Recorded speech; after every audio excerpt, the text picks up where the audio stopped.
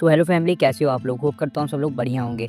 आज के इस वीडियो में हम लोग बात करने वाले हैं all new 2024 Skoda Slavia 1.0 signature model के बारे में। क्या इसकी प्राइसिंग रहने वाली है, फाइनेंस डिटेल रिव्यू रहने वाला है वीडियो। इसकी क्या प्राइसिंग रहेगी, मिनिमम डाउन पेमेंट, हर महीने की ईएमआई क्या होगी, क्या इंटरेस्ट आप पे करोगे, 1 साल 2 साल 3 साल ऐसे ही टोटल 7 साल तक का हम लोग पूरा बात करने वाले ईएमआई और इंटरेस्ट वगैरह, क्या क्या डॉक्यूमेंट नेसेसरी होंगे कार को फाइनेंस कराने के लिए और किन बातों का ध्यान रखना चाहिए भाई लोन कराते समय, और कैसे आप अपना रेट ऑफ इंटरेस्ट कम करा लोगे। हर एक चीज़ डिटेल बात करेंगे। सो गाइस वीडियो के अंत तक बने रहेगा जिससे आपको प्रॉपर इन्फॉर्मेशन मिल जाए भाई। और चैनल पे नए तो फटाफट से अभी तक सब्सक्राइब नहीं किए तो कर दीजिए भाई। आपको ऐसे ही कार से रिलेटेड इस चैनल पे finance detail review, latest price, down payment वगैरह आपको मिलता रहेगा। सो गाइस सबसे पहले प्राइसिंग कलर ऑप्शन वेरिएंट की अगर बात कर लेते हैं तो यहाँ पे आपको 13 वेरिएंट एंड 7 कलर ऑप्शन देखने को मिल जाते हैं। बेस मॉडल से स्टार्ट होती है भाई Slavia 10.7 lakh rupees ex showroom. And जो भाई इसकी टॉप मॉडल की प्राइस है ये आप समझिए 18.7 lakh rupees ex showroom cost करेगी। स्लाविया 1.0 सिग्नेचर आपको 14 लाख तक एक्स शोरूम कॉस्ट करेगी एंड 16 लाख तक मॉडिफाइड ऑन रोड चली जाएगी भाई। एंड ऑन रोड प्राइस बिल्कुल डिफरेंट सिटी स्टेट में वेरी कर सकती है। एंड भाई यहाँ पे एक चीज़ आप ध्यान रखिएगा, अगर आप स्लाविया ले रहे हो तो 1 लीटर के साथ 1.5 लीटर इंजन ऑप्शन में बिल्कुल अवेलेबल है। तो आपको ज़्यादा पावर फिगर चाहिए तो you go for 1.5 litre engine, वहाँ पे आपको ज़्यादा बढ़िया पावर एंड टॉर्क मिलेगी। सो गाइस अब डाउन पेमेंट की बात कर लेते हैं तो मिनिमम डाउन पेमेंट आपका 2 लाख रुपए रहेगा। डाउन पेमेंट भाई वेरी करता है कि आपका सिविल रिपोर्ट कैसा है। सिविल रिपोर्ट अगर आपका भाई मतलब बहुत बढ़िया है तो हो सकता है भाई जो फाइनेंसर है, लोनर है, वो आपको मिनिमम डाउन पेमेंट से भी कम फंड अगर आप देते हो तो वो मान जाए। सिविल रिपोर्ट बेकार है तो भाई आपको 100% डाउन पेमेंट मिनिमम से थोड़ा ज़्यादा दे पे करना पड़ेगा। तो भाई अगर आपका सिबिल वो ठीक है तो 2 लाख रुपए अगर आप लेके जाते हो तो आपको बिल्कुल कार फाइनेंस हो जाएगी। 2 लाख मिनिमम डाउन पेमेंट दे के 14 लाख की आपकी लोन अमाउंट पे रहेगी। और रेट ऑफ इंटरेस्ट की बात करते हैं तो भाई यहाँ पे आरबीआई के थ्रू ही अभी रेट ऑफ इंटरेस्ट काफ़ी चल रहा है, मतलब हाई एंड पे आरबीआई ही काफ़ी ज़्यादा हाई रेट ऑफ इंटरेस्ट पे बैंक को फंड प्रोवाइड करा रही है। तो भाई यहाँ पे हम लोग 8% का रेट ऑफ इंटरेस्ट लेके चलेंगे एज अ एवरेज अगर हम लोग बात करते हैं तो। अब आगे बात करते हैं 1 साल 2 साल से ऐसे ही 7 साल तक की बात करेंगे। हर महीने की ईएमआई आप जो टेन्योर चूज़ करोगे, टेन्योर मतलब जो लोन का ड्यूरेशन आप चूज़ करते हो, जैसे 12 महीना, 24 महीना, 36 महीने का लोन ड्यूरेशन, और ईएमआई क्या आएगी उसमें आप कितना इंटरेस्ट पे करोगे, टोटल प्राइस क्या होगी। तो आगे भाई ईएमआई बताने से पहले मैं आपको 2-3 चीज़ बता देता हूँ। जैसे कि भाई जैसे जैसे आप अपना टेन्योर बढ़ाओगे, लोन का ड्यूरेशन बढ़ाओगे, ईएमआई का अमाउंट तो बहुत कम होगा लेकिन गाइस इंटरेस्ट पेबल अमाउंट काफ़ी ज़्यादा भागते जाता है। तो आपको इन बातों का ध्यान रखना है। लोन लेने से पहले ये चीज़ पूरा एस्टिमेट बना लेना है कि हम लास्ट में मुझे इतना टोटल इंटरेस्ट देना होगा, जिससे कि कोई भी चीज़ करने के बाद आपको रिग्रेट फील ना हो, आप प्रॉपर उससे फुल्ली सेटिस्फाई हो। इसीलिए ये वीडियो मैं आपके लिए लेके आया हूँ कि आपको पूरे वीडियो में पता चल जाए कि आप कितना इंटरेस्ट पे करोगे, क्या ईएमआई आएगी, जिससे कि आपको काफ़ी ज़्यादा आसानी हो जाएगा भाई घर बैठे बैठे। और रेट ऑफ इंटरेस्ट कैसे आप कम करा सकते हो तो मैं आपको बताता हूँ। जिस डीलरशिप पे आप जा रहे हो फाइनेंस कराने, वहाँ पे काफ़ी सारे फाइनेंसर होते हैं, वो आपको बोलेंगे कि भाई आपको जिस बैंक से फाइनेंस कराना हम करा देंगे।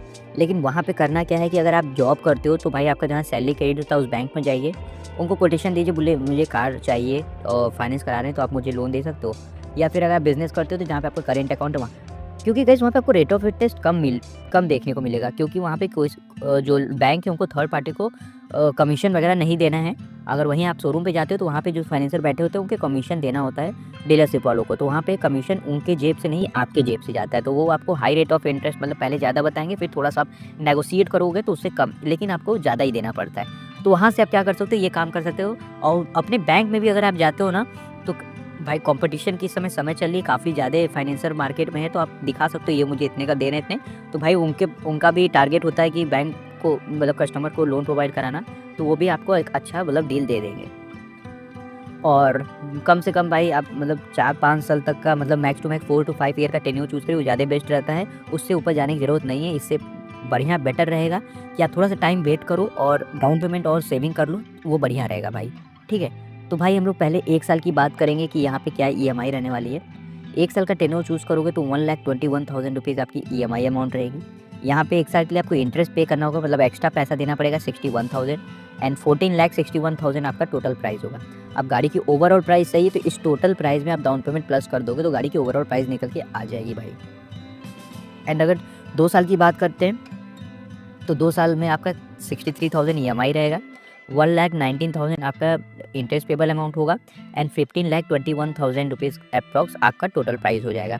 अगर आप 3 ईयर का टेन्योर चूज़ करते हो तो 44,000 रुपीज़ आपकी ईएमआई रहने वाली है 1,80,000 रुपीज़ आपकी इंटरेस्ट पेएबल अमाउंट होगी एंड टोटल गाड़ी की जो प्राइस रहने वाली है 15.8 लाख समथिंग रहने वाली है टोटल प्राइस। फिर से बता देता हूँ गाइस आप सभी लोग को, जो टोटल प्राइस है ओवरऑल प्राइस के लिए आपको जो वही टोटल प्राइस है प्लस डाउन पेमेंट प्लस कर दोगे गाड़ी की ओवरऑल प्राइस निकल के आ जाएगी। एंड ये जो प्राइस मैं आपको बता रहा हूँ गाइस, ये जो है ये सिर्फ 1% का आरओआई है, रेट ऑफ इंटरेस्ट।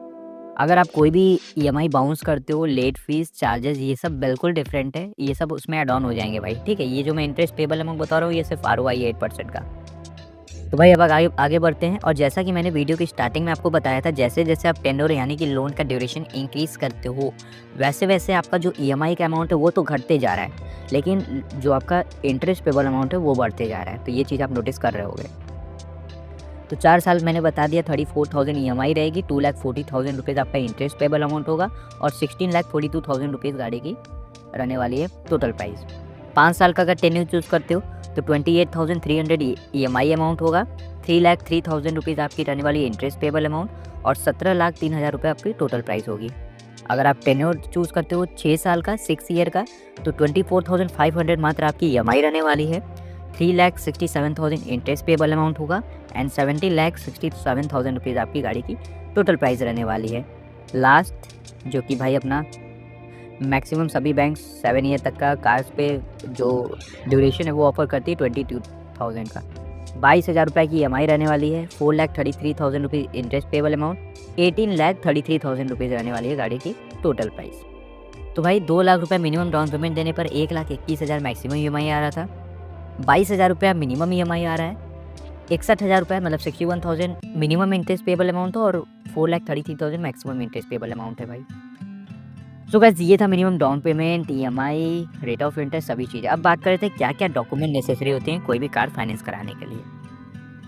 तो इसमें भाई अगर आप एम्प्लॉय हो या फिर एम्प्लॉयर हो, दोनों की कंडीशन में आपको क्या करना होता है, जो एड्रेस और आइडेंटिटी प्रूफ है वो देना होता है। उसमें क्या होता है, Aadhaar card, PAN card, passport, driving licence या फिर यूटिलिटी बिल में आप electricity bill, gas card, ration card वगैरह भी दे सकते हो।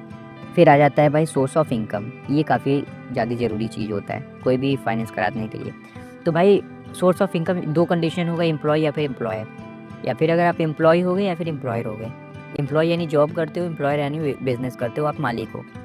जॉब करते हो तो भाई सैलरी स्लिप और फॉर्म 16 से काम हो जाएगा। सैलरी स्लिप आप इजीली अपने पोर्टल से ले सकते हो या फिर अपने एचआर में मेल करके भी सैलरी स्लिप तुरंत ले सकते हो। और अगर आप बिज़नेस करते हो तो भाई यहाँ पे आईटीआर आप फाइल करते हो, उस सिंगल पीस ऑफ पेपर से आपका काम हो जाएगा। अब अगर जहाँ आप जॉब कर रहे हो उसकी ड्यूरेशन 3 महीने से कम है तो आपको एलओआई मतलब लेटर ऑफ इंटेंट एलओआई देना पड़ सकता है, या फिर अपॉइंटमेंट लेटर भी। हर फाइनेंसर का अलग अलग क्राइटेरिया, टर्म्स एंड कंडीशंस होते हैं, तो वो आप उनसे चेकलिस्ट ले लेंगे तो आपको क्लियर हो जाएगा। तो ये तो सोर्स ऑफ इनकम हो गया, आइडेंटिटी, एड्रेस प्रूफ। अब आता है नीचे बैंक स्टेटमेंट। दोनों ही कंडीशन में दोनों लोग को भाई बैंक स्टेटमेंट देना होता है 3 to 6 मंथ का। और फिर मैंडेट के लिए भाई आपका यूपीआई की ज़रूरत हो सकती है, और ई मैंडेट के लिए फिर भाई आपका डेबिट कार्ड की भी ज़रूरत होती है, cancel cheque, passport size photo. और आपका जो परमानेंट एड्रेस है वो अगर आप जहाँ पे रह रहे हो वो सेम है आईडी पे, तब तो ठीक है, नहीं तो आपको रेंट एग्रीमेंट भी देना पड़ सकता है। जो करेंट जहाँ पे आप उस समय रह रहे हो वहाँ का आपको रेंट एग्रीमेंट दे सकता है, तो वहाँ के ओनर से कॉन्टैक्ट करके इजीली आप रेंट एग्रीमेंट बनवा सकते हो।